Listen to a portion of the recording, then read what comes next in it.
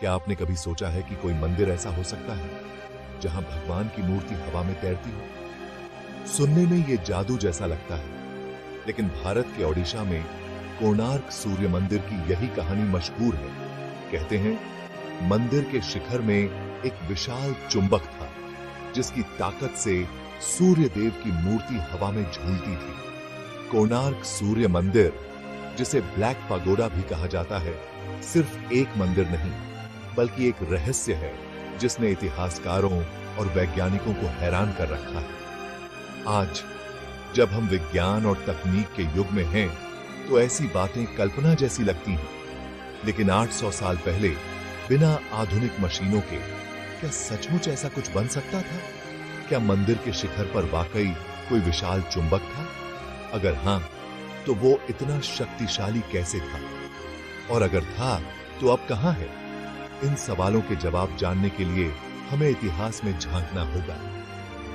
कोणार्क की कहानी सिर्फ एक चुंबकीय पत्थर की नहीं, बल्कि उस भव्य रथ की भी है जो सूर्य देव के लिए बनाया गया था।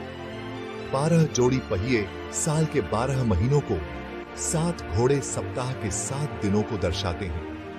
हर पत्थर, हर मूर्ति कोई राज बताती है।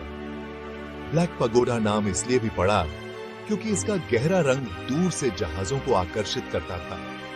लेकिन क्या यह सिर्फ रंग था या चुंबक का असर? चलिए इस रहस्य की परतें खोलते हैं और देखते हैं कि कोणार्क के इस चुंबकीय चमत्कार के पीछे क्या सच्चाई है। कोणार्क मंदिर की शुरुआत 13वीं शताब्दी में गंग वंश के राजा नरसिंहदेव प्रथम से होती है। उन्होंने एक बड़ी जीत के बाद सूर्य देव को समर्पित भव्य मंदिर बनवाने का सपना देखा। मंदिर के लिए जगह चुनी गई चंद्रभागा नदी के किनारे, समुद्र के पास। सुबह की पहली किरणें सीधे गर्भगृह में पड़ती थीं। एक दिव्य दृश्य। 12 साल तक 1200 कारीगरों ने बिना किसी आधुनिक मशीन के पत्थरों को तराश कर इस सपने को साकार किया। कोणार्क नाम कोण, कोना, और अर्क सूर्य से बना है, सूर्य का कोना। राजा का सपना सिर्फ पूजा स्थल नहीं, बल्कि ज्ञान और विज्ञान का केंद्र बनाना था।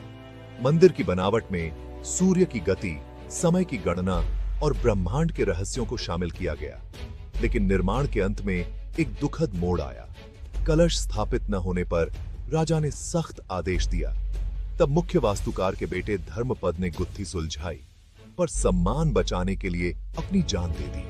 धर्मपद की बलिदान की कहानी आज भी ओडिशा के लोक गीतों में जिंदा है। कोणार्क का जन्म सिर्फ एक मंदिर नहीं, बल्कि एक युग की सोच और कला का प्रतीक है।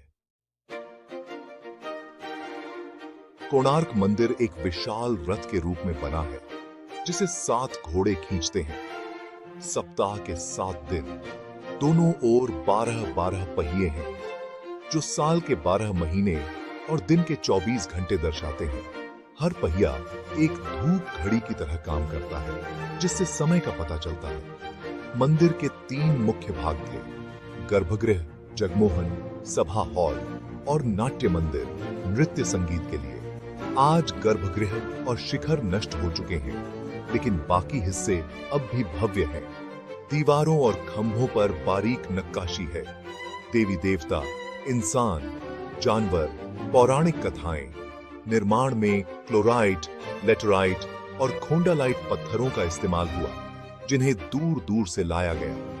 पत्थरों को जोड़ने के लिए खास तकनीक और लोहे की कीलों का इस्तेमाल हुआ, जिससे मंदिर सदियों तक खड़ा रहा। मंदिर की बनावट समय के चक्र, ऊर्जा और जीवन के उत्सव का प्रतीक है। यह सिर्फ एक इमारत नहीं, बल्कि पत्थरों में घिरी एक जीवंत कविता है। अब आते हैं कोणार्क के सबसे बड़े रहस्य, इसके चुंबकीय शिखर पर। लोक कथाओं के अनुसार मंदिर के शिखर पर एक विशाल चुंबक था, जिसका वजन लगभग 52 टन बताया जाता है। इस चुंबक की वजह से सूर्य देव की मूर्ति गर्भगृह में हवा में तैरती थी। एक ऐसा दृश्य जो भक्तों के लिए चमत्कार जैसा था। मंदिर की दीवारों और नींव में भी छोटे छोटे चुंबक लगाए गए थे, जिससे एक खास चुंबकीय क्षेत्र बनता था। कहा जाता है इस चुंबक का असर समुद्र तक था। जहाजों के कंपास मंदिर की ओर घूम जाते थे, जिससे नाविक इसे ब्लैक पागोडा कहते थे। कारीगरों ने चुंबकत्व के सिद्धांतों का इस्तेमाल कर मूर्ति को संतुलित किया था। मंदिर के दरवाजे भी चुंबकीय शक्ति से खुलते बंद होते थे। यह सब विज्ञान और वास्तुकला का अद्भुत मेल था। क्या हमारे पूर्वजों के पास ऐसी तकनीक थी जिसे हम आज भूल चुके हैं? कोणार्क का चुंबकीय शिखर आज भी एक अनसुलझा रहस्य है। सवाल उठता है, क्या सचमुच एक चुंबक से मूर्ति हवा में तैर सकती थी? कहानियों के अनुसार यह एक जटिल चुंबकीय प्रणाली थी। सबसे शक्तिशाली चुंबक शिखर में छिपा था, जो ऊपर की ओर खींचता था। नीचे फर्श में एक और चुंबक या धातु की प्लेट थी, जो मूर्ति को ऊपर धकेलती थी। दीवारों में लगे छोटे चुंबक मूर्ति को स्थिर रखते थे, एक अदृश्य पिंजरे की तरह। इस संतुलन से मूर्ति हवा में झूलती थी, एक अद्भुत लेविटेशन।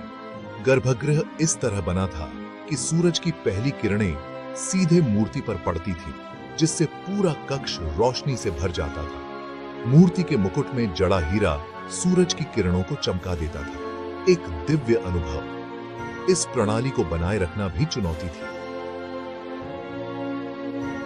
चुंबकों की शक्ति समय के साथ घट सकती थी। पुजारियों और कारीगरों के पास इस रहस्य को संभालने का गुप्त ज्ञान था, जो समय के साथ खो गया। आज के विज्ञान की नजर से देखें तो सवाल उठता है, क्या इतना बड़ा प्राकृतिक चुंबक मिलना और उसका इतना शक्तिशाली होना संभव है? वैज्ञानिकों का एक वर्ग इसे लोककथा मानता है। इतने बड़े चुंबक का कोई प्रमाण नहीं मिलता। कुछ इतिहासकार मानते हैं कि शायद कई छोटे चुंबकों से एक प्रणाली बनाई गई हो, या मूर्ति हल्की धातु की रही हो। एक और सिद्धांत है, शायद मूर्ति को पतले तारों से लटकाया गया हो, जिससे भ्रम पैदा होता हो। उस समय की वास्तुकला में विज्ञान और भ्रम का मेल आम था। ठोस सबूत न होने से यह रहस्य बना हुआ है। हो सकता है चुंबकों का इस्तेमाल मंदिर की मजबूती या अन्य कामों के लिए हुआ हो, और समय के साथ कहानी बढ़ती गई। कोणार्क का चुंबकीय चमत्कार आज भी विज्ञान के लिए चुनौती है।